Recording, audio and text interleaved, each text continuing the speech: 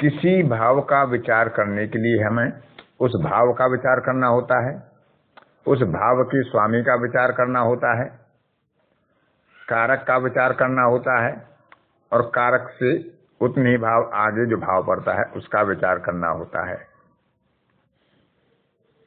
जैसे हम देखते हैं, उदाहरण के लिए मीन लग्न है, हमें पंचम भाव से संतान का विचार करना है,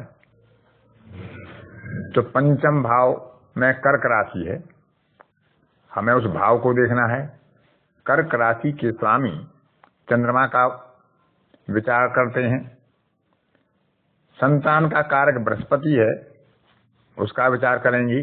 और बृहस्पति से पंचम भाव, क्योंकि पंचम भाव संतान का है तो कारक से भी पंचम भाव संतान का विशेष होता है, उसका विचार करेंगे और तब जाकर हम एक उचित निर्णय पर पहुंचते हैं।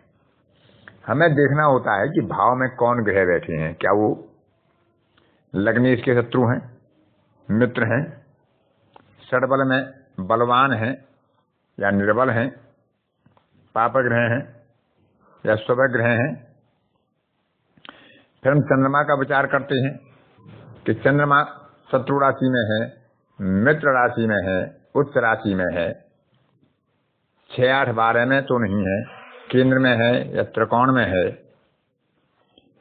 उसके बाद पंचम का कारक, संतान का कारक बृहस्पति होता है, उसकी स्थिति को देखते हैं, उसका सप्तवर्गीय बल और षडबल देखते हैं और बृहस्पति से पंचम भाव का विचार करते हैं। अब इन चारों को हमें देखना होता है कि इन पर पाप दृष्टि है या शुभ दृष्टि है, पाप ग्रह की युति है या शुभ ग्रहों की युति है। कहीं ये राहु और केतु के अंशात्मक दूरी के अंदर उनकी छाया में तो नहीं है, कहीं इनके दोनों भावों में, अगल बगल के दोनों भावों में पाप ग्रह तो नहीं है, ये शुभ कर्त्री हैं या पाप कर्त्री हैं। इस तरह का विचार करते हैं और तब हम किसी भाव का पूरी तरह विचार करके उसका फल देखते हैं। किसी भाव में जब शुभ ग्रह होंगे, उन पर शुभ ग्रह की दृष्टि होगी, या उस भाव में भाव का स्वामी बैठा हो या भाव का स्वामी अपने भाव को देख रहा हो, तो उस भाव की वृद्धि होती है। यदि किसी भाव में पाप ग्रह बैठे हों, शत्रु ग्रह बैठे हों या पाप ग्रहों की दृष्टि हो और भावेश शुभ भावों में या शुभ राशियों में ना हो, तो भाव की हानि होती है। भाव का स्वामी यदि 6, 8, 12 घर में यानी त्रिक भाव में हो तो भी भाव कमजोर होता है।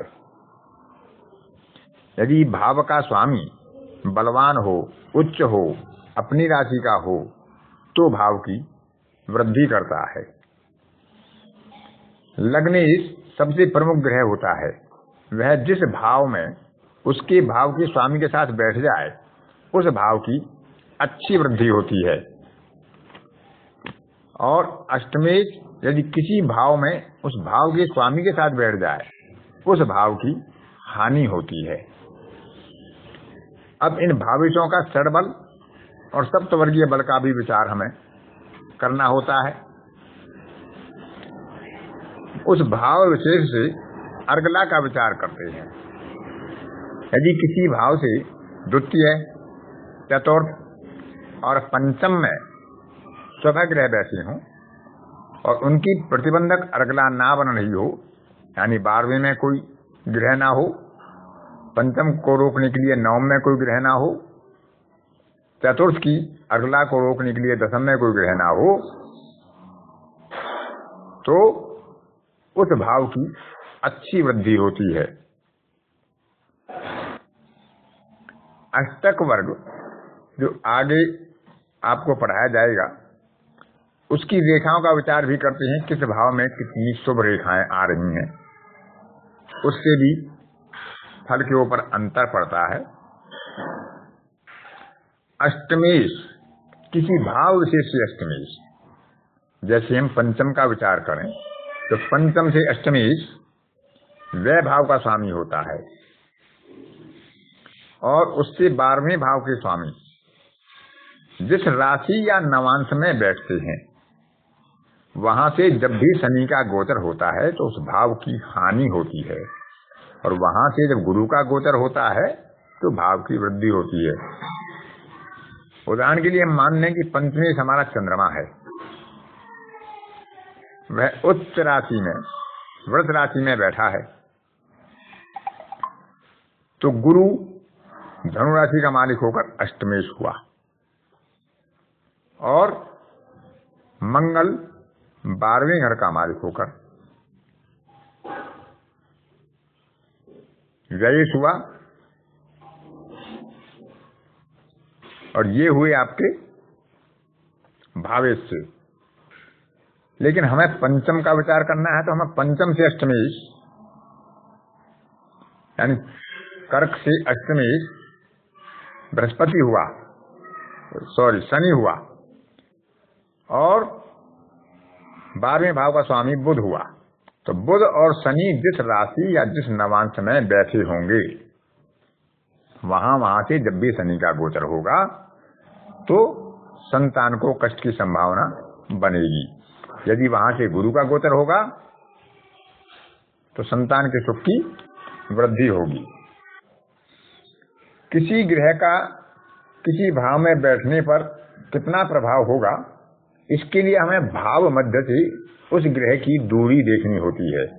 यदि भाव मध्य के बिल्कुल निकट ग्रह बैठा है तो वह अपना 100% योगदान या फल उस भाव को प्रदान करेगा। या वह दीप्तांशों के अंदर दृष्टि डाल रहा है तो अभी उसका उतना ही प्रभाव होगा, लेकिन यदि वह संधि के निकट है तो उसका उतना ही प्रभाव न्यून हो जाएगा। जितना जितना वह भाव मध्य से दूर होता जाएगा उतने उसके प्रभाव में, वो प्रभाव शुभ हो या अशुभ हो, कमी आती चली जाएगी। और यदि वह संधि के अंशों में जाकर बैठ जाए तो उसका प्रभाव एक तरह से क्षीण हो जाता है, कमजोर हो जाता है। इसके बाद ग्रहों की अवस्थाओं को, दीप्तादि अवस्थाएं, शयनादि अवस्थाएं, बाल्यादि अवस्थाओं का विचार करते हैं, उसके ऊपर भी ग्रह के प्रभाव को देखते हैं। इसके अतिरिक्त हम देखते हैं कि हमारे जन्म कुंडली में 12 भाव होते हैं और 4 त्रिकोण बनते हैं। एक त्रिकोण बनता है लगन, पंचम और नवम का। एक त्रिकोण बनता है द्वितीय, षष्ठम और दसम भाव का। तीसरा त्रिकोण बनता है तृतीय, सप्तम और एकादश भाव का। और चौथा त्रिकोण बनता है चतुर्थ, अष्टम और द्वादश भाव का।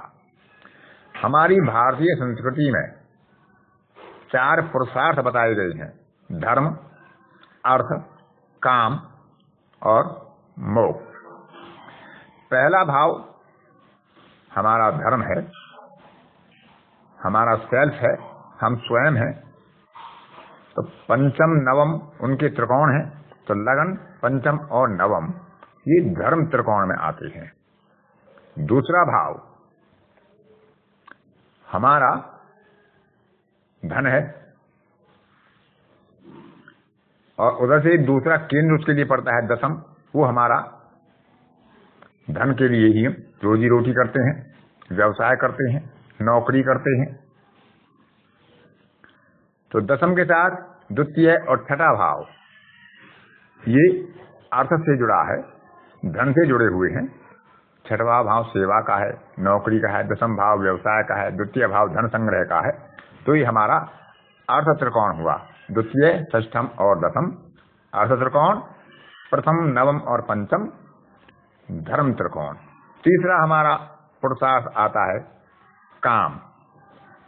तो तीसरा केंद्र हमारा होता है सप्तम, जो काम से संबंधित होता है, और उससे त्रिकोण में आते हैं 3 और 11, तृतीय, सप्तम और एकादश।